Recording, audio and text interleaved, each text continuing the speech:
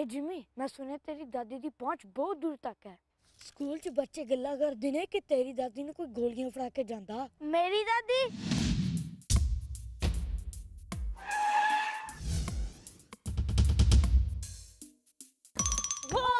इन्हां दी पहुंच तो बहुत दूर तक है। बच्चे बच्चे दी जुबान ते है वेस्ट कनाडा नाम। तुहाडी तंदुरुस्ती ही साडा मकसद है, तुहाडी वफादारी ही साडी पहचान है। ए है वेस्ट कनाडा वादा।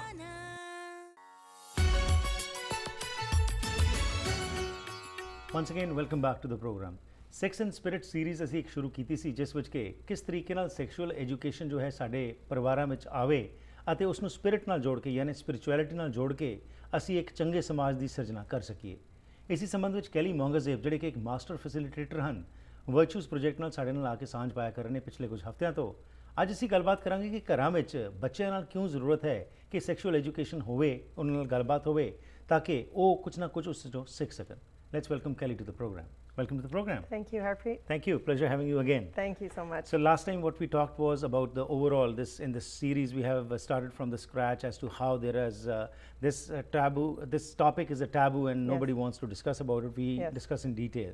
So today again, when we talk about the youngsters at home and especially the children, when we are watching the television programs, even if a kiss comes, we try to, change the channel and we try to cover it up. And sexual education, whether it is any culture, probably nobody wants to discuss about it at home.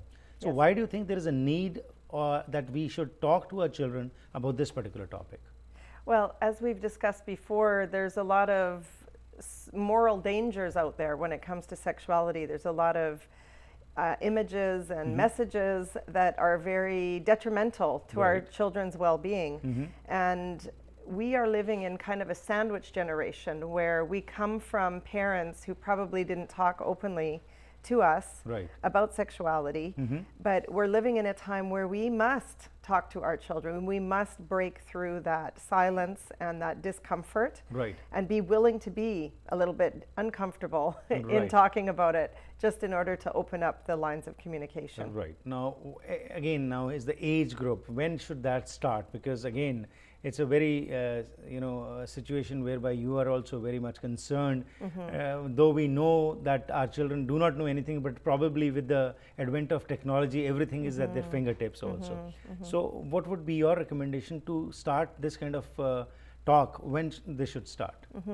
Well, let's just back up a little bit. So my approach is that parents are the first educators of their children, and sexuality education should be a part of that.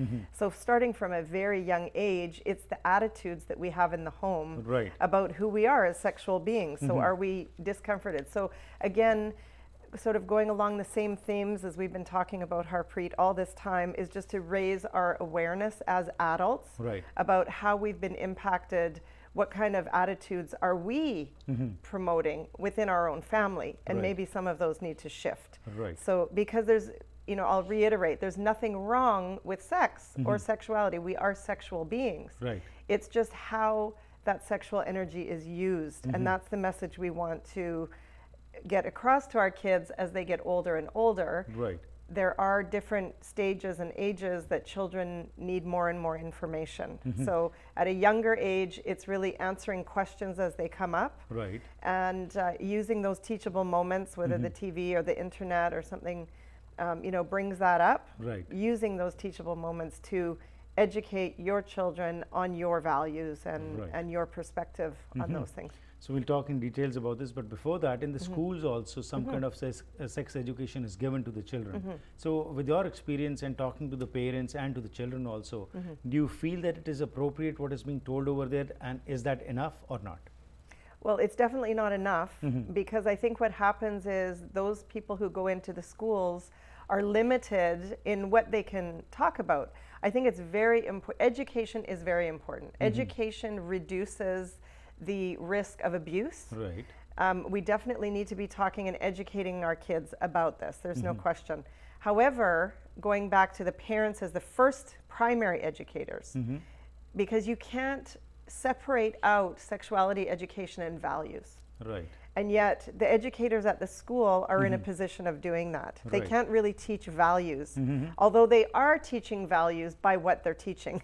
So it's kind of a, you know, it kind of, they are teaching values by what they're teaching. Right. So what I encourage parents to do, and I do this myself, is that I will, usually they have a parent session where you can go and learn about what your children are going to learn. See this educator and the approach that they take and what kind of information your children are going to be coming home with. Right.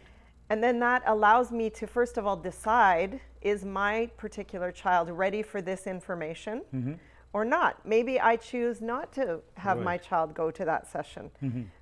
It doesn't mean that I don't want them to be educated. It means that maybe I feel my particular child is not ready for this information. Or I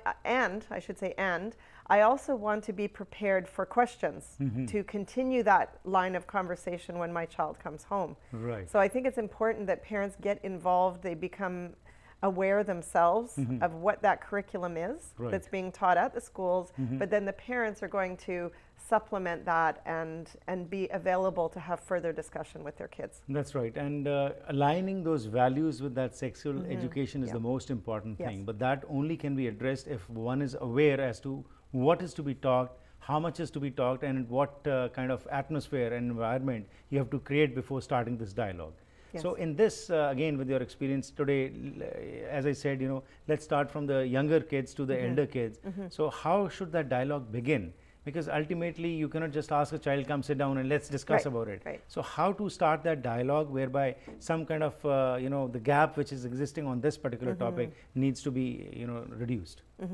Well, I think we start with ourselves as parents. You know, this is a new territory for us as well. So it may be going to a library and getting a book on the topic and sort of becoming more familiar, more comfortable ourselves as parents. But I think the key thing is that we set our attitude in such a way, again, going back to some earlier themes that we've talked a lot about, is that we're living in a culture that you know, we can't get away from what's out there, and we've all been impacted by it. Right. So not to have sort of a really high, what am I trying to say? Expectation? Like a really high expectation of perfection. Right. You know, like our kids are going to make mistakes. They're going to come across things. And the key thing is, Harpreet, and this is really important, is that we are approachable as parents. Right. That we don't overreact. Because we want to overreact, especially, you know, when it comes to all this stuff. We have a lot of emotion. We feel angry that all this information is sort of, our kids have access to it, you know. So it should not be not to shun them away, how to embrace them and try to give them, align them with the values. That's right. So we use those as teachable moments. We starting from a very young age, we're very mindful of our messages. Don't shame them, you know, for being sexual, but teachable moments to bring them back to center, that we are spiritual beings first and foremost. We must always maintain our dignity. This is what we've talked about in the past, that and this is a key theme for me as I teach people about sexuality and spirituality. I saw that there wasn't really any curriculum out there for families who want to harmonize these things for themselves and for their children. And so one of the key things is boundaries. You know, we need to teach about boundaries. Set up boundaries, And a good touchstone for that is our own dignity and respect. That's right. So always coming back to that center. So that dignity and respect, what you said, should be the foundation. Yes. And in this fast age whereby everybody is talking about instant pleasure, instant kind of things, so that has to be put into the mind of the child that your this in quotes thought of instant pleasure for some time is going to can ruin our entire life. And this is what we are finding. There are so many examples which we read and see on the news also, how like recently there was a news about a 9-year-old girl becoming a mother. Oh gosh. So in this was in Mexico. So it's quite strange when these kind of things come. Rather than you know, hiding those things, I think they should be used as examples to bring it to the children and tell them that see what the ramifications of such kind of mistakes can be, and how to now align them back to the spiritual values is going to just happen if you are strong enough if your strength is there in that spiritual sphere. Otherwise, it's going to be a difficult project for you also, because if you are not aligned. Yeah, no, we need to nurture our spiritual strength. We need to nurture that spiritual side of us so that we can manage. You know, we started this whole series, and even before that, finding your spiritual integrity, that you know, we can get very off center if we allow the material side of life, which is so strong these days, to overpower and to overtake. So we must be taking time in our families to nurture that spiritual side of us in whatever way that looks to each family.